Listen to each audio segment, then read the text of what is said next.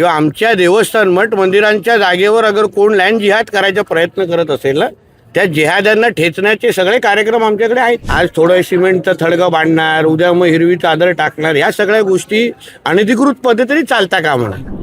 अनेक ठिकाणी बाबरी मस्जिद पाडली, त्याचा उत्सव देखील अनेक ठिकाणी साजरा केला जातो. हां, बाबरी मस्जिद उद्युक्त केली, त्याचा आज शौर्य दिवस आहे.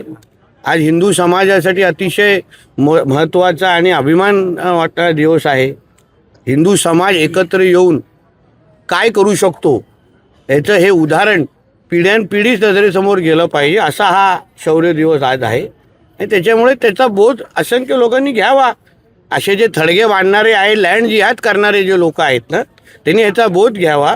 कारण का शेवटी हा आमचा देश एक हिंदू राष्ट्र आहे आणि आमच्या हिंदू राष्ट्रामध्ये अशा पद्धतीची कोणीही हिंदूंच्या विरोधात किंवा आमच्या देवस्थान मठ मंदिरांच्या जागेवर अगर कोण लँड जिहाद करायचा प्रयत्न करत असेल ना, त्या जिहाद्यांना ठेचण्याचे सगळे कार्यक्रम आमच्याकडे आहेत. ही सगळे अधिकृत देतो. फोटोग्राफ पण आहेत माझ्याकडे. सिमेंटचं असं पूर्ण हे बांधून ठेवलेलं आहे.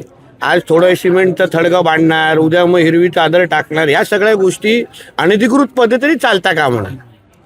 जे अधिकृत आहेत ते ठीक आहे. अनधिकृत पद्धतीने तुम्ही अशा पद्धतीने कोणाचीही जमीन लँड जिहादच्या नावाने करून होणार नाही, होऊन देणार नाही. कारण का सरकार नियमाने आणि संविधानाने चालतं ना.